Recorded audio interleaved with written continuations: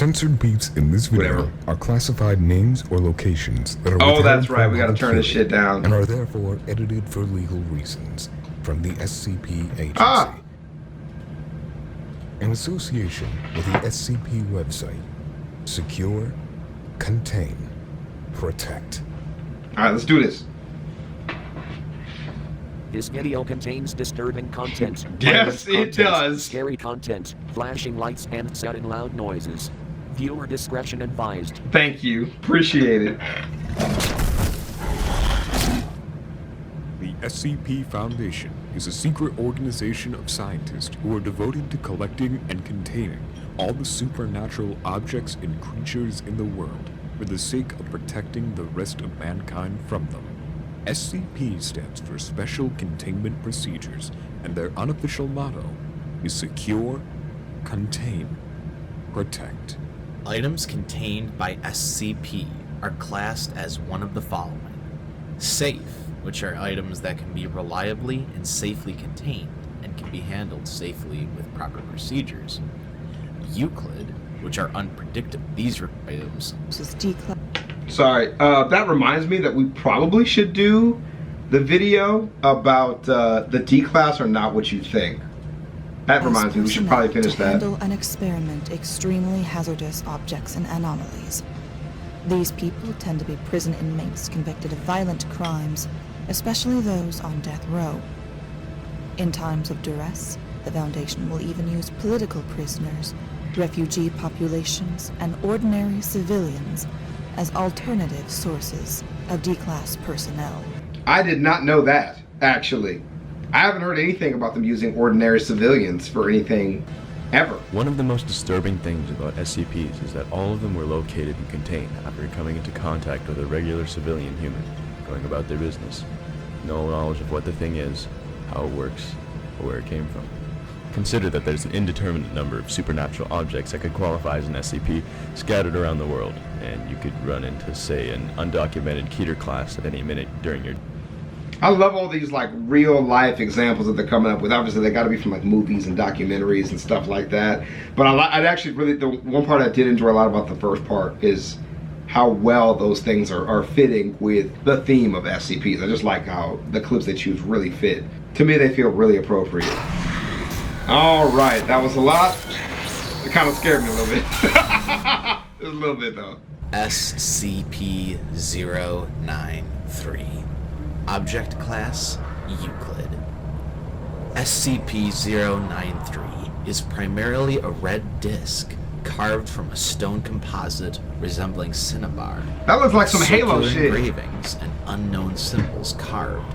SCP-093 will change its hue when being held by a living individual. The colors taken by SCP-093 are still being researched to establish a link. Current belief holds that the changes depend on regrets being carried by the holder. Okay. If SCP-093 is removed from a mirror and not held by a person, it will seek out the nearest mirror-like surface. SCP-093 has been observed to travel in the largest possible circle while rolling, building up phenomenal speed. The mechanism of this acceleration is currently unknown. In the biggest circle? What does he mean by that? The biggest circle? If an obstacle is between SCP-093 and the nearest mirror-like surface, it will use this momentum to punch through the obstacle and continue on its course at this speed. It will only stop when the mirror-like surface is contacted. That's a weird one. Despite tremendous impact velocities, no damage will be dealt to SCP-093 or the mirror that it seeks. No records exist to clarify the nature of SCP-093's discovery or the presence in the Foundation. Since no records exist explaining SCP-093's method of containment, a test procedure was initiated to establish why mirrors must be used to contain it.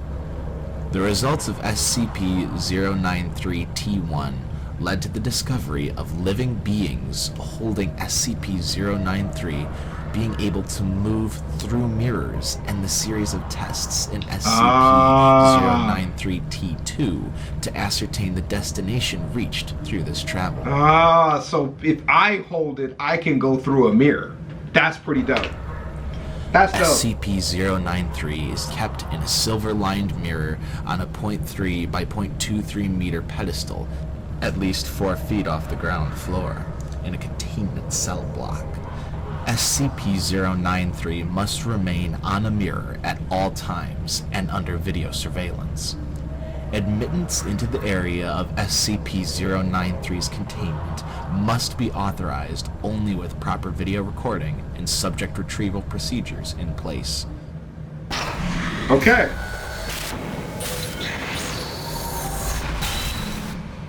I don't know why there's not more mirrors in that room. Like, I know that's just like their depiction of it or whatever. I'm just saying, like, as many accidents that happen in this place, an earthquake or something shaking that thing up, you don't want to have another mirror a little closer unless that one breaks.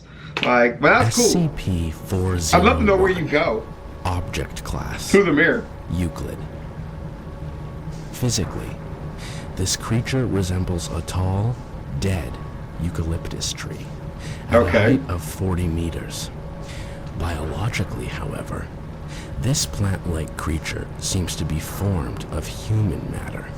Oh, that's sharing awful. the same properties and function of a regular eucalyptus plant. Yeah, that's awful. The roots of the tree are made up of human arms, some Okay. of which split into 2 Okay. or 3 forearms. at the All right. elbow. That's not okay. That's disgusting. That's okay. A human tree. That's gross. The trunk is said to be made Okay. up of several vertebral columns, which split What? to form one single vertebrae. Each root has a fully grown and fully functioning jaw, as well as a mouth attached at the end. Which Dog, who was sitting around with a human tree sprouting out of the ground? It was just like, this is fine. is used for digging and consuming prey. Each hand has a human eye. The base of the trunk The contains hands have 2 eyes? hearts, which pump blood around the structure of the plant. SCP-401 has only one stomach, and although we know a lot about its general biological form, we know little to nothing about its psychology. During spring, SCP-401 will go into bloom. Though it is genetically a human male, it will grow female sexual organs. The vaginal openings are located on the palms of its hands. So you could fuck it if you really wanted to, is what she's telling me. Because I didn't need to know this. So thanks for just putting that out there into the world. Appreciate nails it. extending 18 Appreciate it. centimeters along each wrist to a bulge which contains a fully formed uterus and ovaries. Got it. 5 days Right. after the formation of the organs, menstruation occurs, at which point male sexual organs begin to develop in their place over a period of 10 days. During this phase, SCP-401 will attack human females for the purpose of reproduction. SCP-401 is kept in an enclosed area at site. Once a day, personnel are to locate at least 10 roots which should be fed a total of 15 liters of nutritional supplement and to remove any solid waste produced. Female personnel are not to enter the site at any time between March 15th and April 1st. Because the tree will rape you. It will be tree rape. So don't do that. Thanks. SCP-401 That's was awful. discovered near the French city of Bordeaux when agents responded to reports of the ground bleeding. On arrival, they found a mouth embedded in the soil, licking up the blood in the dirt with Oh. its elongated tongue. It was given SCP status and excavated from the area.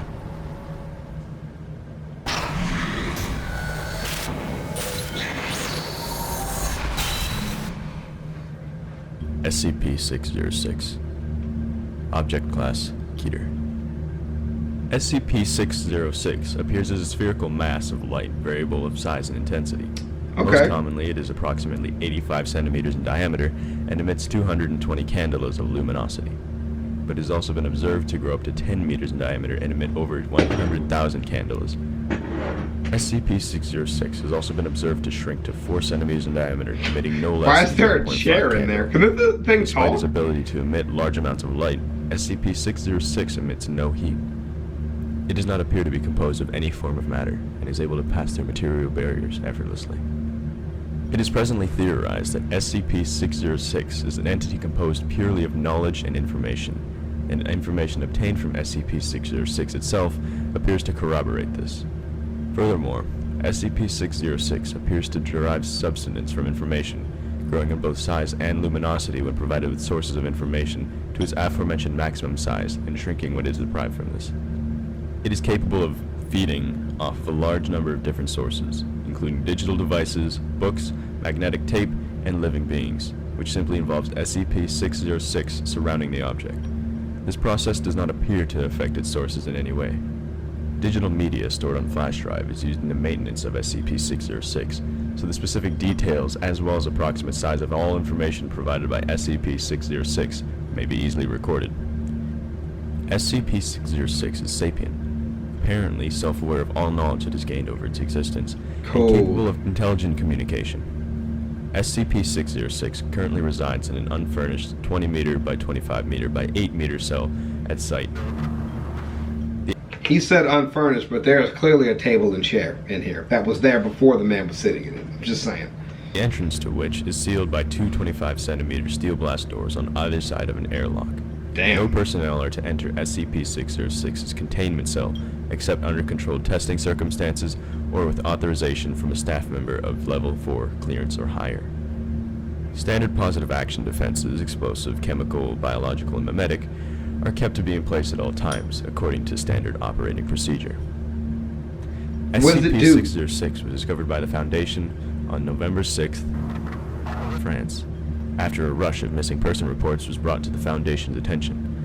Personnel subsequently managed to lure SCP-606 into a transport vehicle and transfer it to its current facility by offering it D-Class personnel to enlighten. Once its non-corporeal nature was discovered, SCP-606 was asked why it did not attempt to evade capture. It replied that it wished to see what would occur. Okay. Archival recording, 322 days ago. Can you understand me? Yeah. How did you Oh learn to man, do that this? sounds freaky, bro. This Could you tell us what you are? the teacher. Teacher, could you be more specific? I am the teacher. So no. I am a purveyor of knowledge. Enter this chamber, and I shall enlighten I do not wish to do that at the moment. May I ask you some more questions? I provide answers. Nice. Are you aware that this causes your students to die? Okay. I do not cause death. Okay, but it is death though. Like, whether you call it that or not, they dead though. It is Like what? the consequence of being inadequate. What do you teach? I teach all that I have learned. Nice. Alright, and he moved on. That was a good one. SCP-019. Oh, we're getting to like the Object class. under the first 100. SCP-019 appears to be a very large ceramic vase, 1.8 meters in diameter at the mouth and 2.4 meters high. Style and decoration indicate it was created in classical Greece, although That's kinda conclusive cool. dating is impossible, as the surface is entirely unbreakable by any known means. Periodically, entities emerge from SCP-019. I like that, yeah. Collectively, these are known as SCP-019-2. The entities vary in many aspects, but tend to be small, vaguely humanoid, and extremely hostile. They often choose to attack look. with teeth or claws. Look at him crawl. Although fairly delicate, they are reasonably strong and pose a considerable threat in large numbers.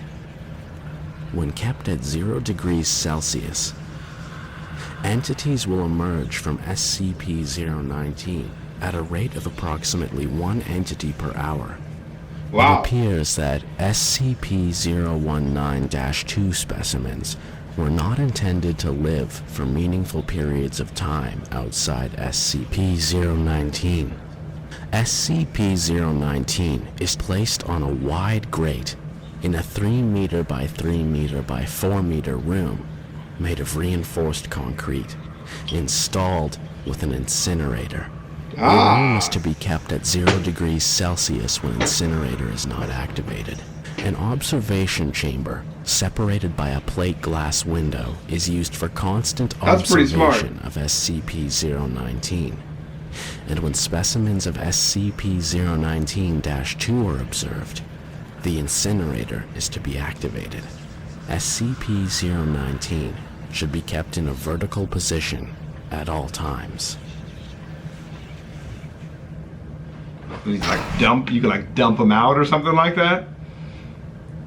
All right, well, camera's dying, maybe like 20 minutes in. We'll join back in this video probably a little bit later. No rush. I would rather do smaller vids of this anyways, just to make sure that we don't have any issues with uploading them. You might actually see them out of order, but don't stress too much about that. And I'll holler at y'all. Let me see, I have one other SCP to do today, which is the Clowny Clown. So there you go. I'll see you guys around. Peace.